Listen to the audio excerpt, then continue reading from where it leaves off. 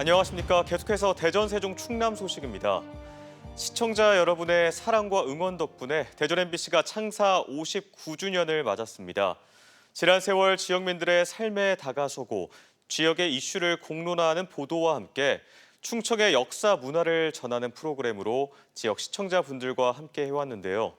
앞으로도 지역 공영방송의 역할을 다하기 위해 양질의 콘텐츠 개발은 물론 공공성과 지역성을 지켜내려는 관심과 노력 게을리하지 않겠습니다. 조영찬 기자가 전합니다. 지난 1964년 AM 라디오 송출을 시작으로 대전 MBC는 59년간 지역 공영방송으로의 소임을 다하는 데 노력해왔습니다. 자연재해나 사건, 사고를 신속히 전하고 숨겨진 이면의 진실을 추적 보도해 대안 마련을 이끌어냈습니다. 올해는 특히 국회 세종의사당 이전 촉구 보도나 6년 만에 부활한 시사 프로그램 시사M 지금 우리는 등으로 지역 이슈를 공론화하고 근본적인 정책 수립을 촉구하고 있습니다. 휴먼 다큐와 창사 특집 방송을 통해서는 따뜻한 지역민의 이야기를 전하고 충청의 혼과 역사를 보존 발전시키는 데도 주력하고 있습니다.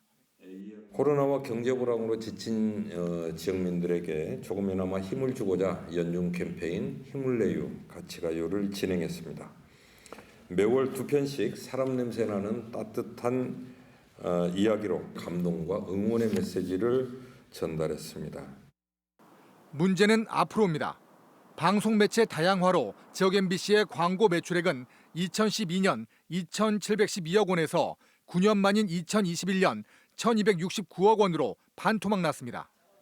어려운 경제 상황을 극복하는 것 못지않게 정파에 흔들리지 않는 지배구조 유지가 선결 조건입니다. 지역 MBC 등 공영방송의 거버넌스 구조가 어떤 특정한 정파나 집단에 휘둘리지 않고 말 그대로 공론장을 제대로 행사할 수 있는 그런 거버넌스 구축이 필요하다 이렇게 생각합니다. 급변하는 방송 환경에 맞춰 공공성과 지역성을 구현할 수 있는 지역 MBC에 특화된 콘텐츠 개발이 필요하다는 목소리도 나옵니다.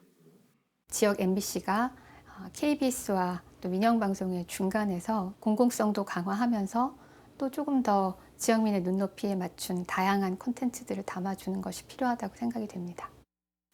신뢰도 1위, 충청권 대표 방송의 역할을 다하기 위해 대전 MBC는 신속하고 정확한 보도와 프로그램 개발로 앞으로 100년을 준비합니다.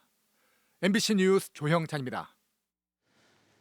6.25 전쟁 발발 직후 우리 군과 경찰에 의해 대전 곤령골에서 희생된 유해 가운데 제주 4.3 사건 당시 행방불명된 고 김한홍 씨의 유해 신원이 확인됐습니다. 제주특별자치도는 대전 동구 곤령골에서 수습된 유해 중 79에 대한 유전자 감식 결과 제주시 조천면 북촌리 출신의 고 김한홍 씨 유해가 발견됐다고 밝혔습니다. 대전 곤령골에서는 1,441구의 유해가 발견됐고 유전자 감식을 통해 이름과 후손이 확인된 것은 이번이 처음입니다.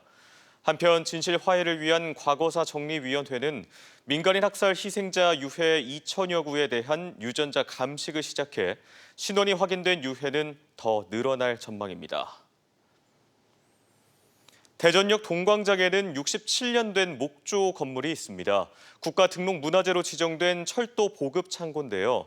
대전 역세권 개발 사업으로 철거될 위기에 놓였었는데 원형 그대로 대형 트레일러에 실려 바로 옆에 있는 공원으로 옮겨졌습니다. 이승석 기자입니다. 칠흑 같은 밤, 모두가 멈춰선 도로에서 45톤 무게의 목조 건물이 트레일러에 실려 움직입니다. 사람의 걸음과 비슷한 속도로 서서히 나아가 600여 미터를 2시간 남짓 만에 이동했습니다.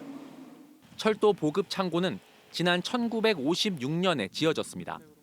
지금은 보기 드문 근대식 건축 양식으로 철도와 함께 성장한 대전의 근현대사를 상징합니다. 18년 전 국가 등록 문화재로 지정됐지만 함께 있던 창고들이 철거되고 주변은 주차장으로 바뀌면서 덩그러니 남겨졌습니다. 한국의 건축 기술이 당시에 반영이 됐고 하지만 또 양식은 아직 해방이 된 지 얼마 되지 않은 때라 일본식 건축 양식이 일본 부분 또 들어가 있습니다. 철도 보급 창고가 67년 만에 이사에 나섰습니다. 대전 역세권 개발로 해당 부지에 복합 환승센터가 들어서게 됐기 때문입니다. 나무로 된 창고를 본 모습 그대로 보존하려고 해체하는 대신 모듈 트레일러 12대에 건물을 통째로 실었습니다. 모듈 트레일러는 그 서스펜션 작용이 있어서 안전한 충격이나 이런 것들을 굉장히 안전하게 받아주고 있는 장비입니다. 창고는 수많은 와이어로 단단히 몸을 고정하고 트레일러에 올라타 밤 공기를 가르며 역사공원의 새 둥지를 텄습니다. 철도 보호 창구와 더불어서 다양한 철도 문화 시설이 들어설 예정인데요. 철도 문화의 메카가 될 것으로 기대하고 있습니다. 대전시는 철도 보급 창고가 자리한 역사공원을 4년 뒤에 정식으로 열고 다양한 복합 문화 공간으로 활용할 계획입니다. MBC 뉴스 이승섭입니다. 대전교육청이 지난 15일부터 일주일간 온라인으로 전체 교직원을 대상으로 교권 침해 사례를 전수조사한 결과 응답자의 70%가 학부모 등으로부터 악성 민원을 경험한 것으로 조사됐습니다. 악성 민원을 경험한 비율은 여성 교사가 75.1%로 54.8%인 남성 교사보다 높았고 절반 이상이 민원을 스스로 해결했다고 답했습니다.